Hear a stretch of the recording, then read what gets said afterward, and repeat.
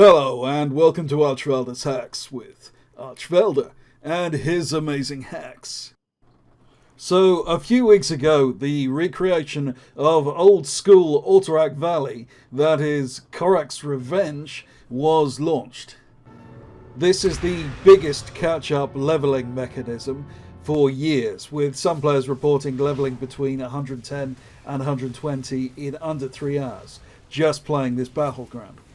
I've found this to be essentially accurate, with all levelling buffs from Heirlooms, the Draft of the 10 Lands, and the Anniversary event item. This is a very fast way to level. Now, this is intended by Blizzard, so that's not what a channel that deals with glitches is concerned with.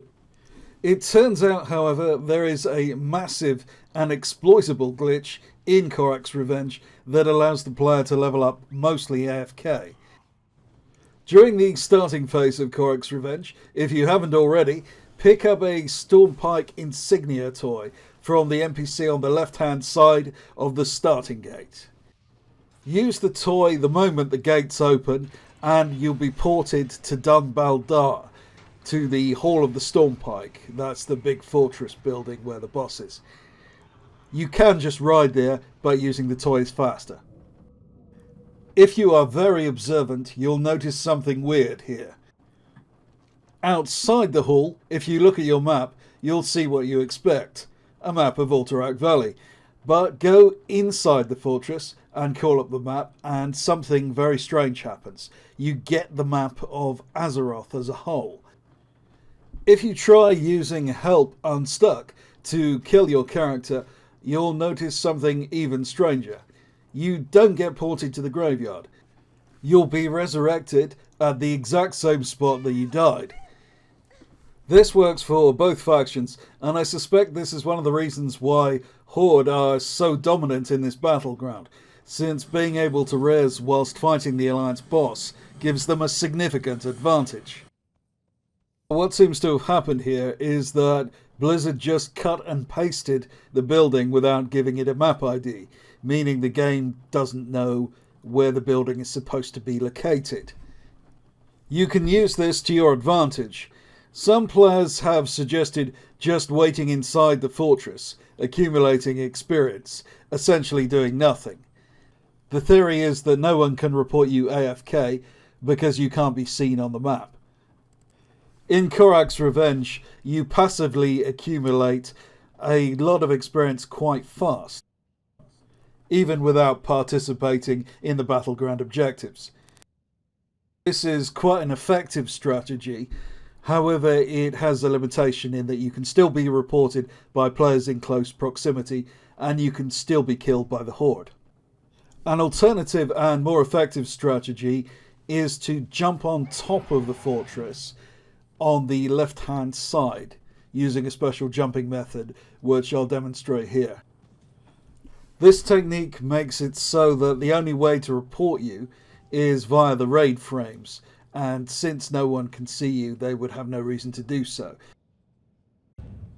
Now, unfortunately, you can't just leave the character there for an hour and come back.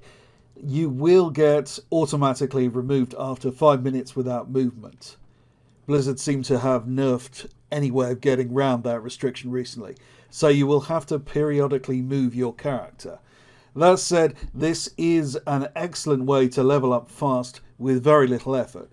You'll get around a level every half an hour or so from 110 to 120, assuming full XP buffs. For players wanting to level Horde characters, you can use this strategy.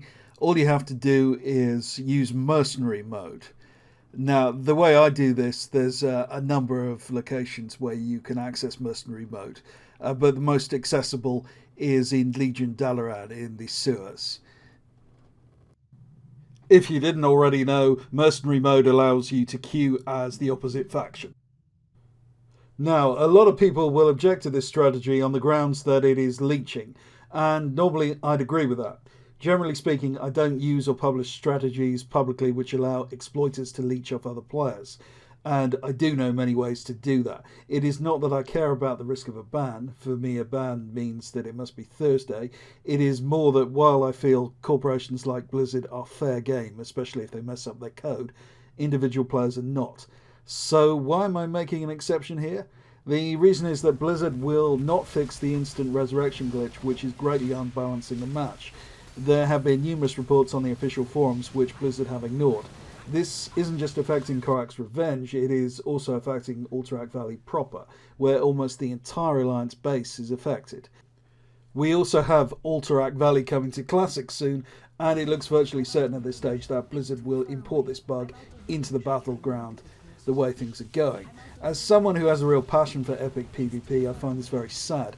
By publishing this leveling strategy, I can get their attention and force them to fix the bug, because the one thing they do take seriously is exploits that cost them money by allowing people to level up fast and bypass their overpriced boosts. If people get to level up their alts really quickly in the process, that's brilliant.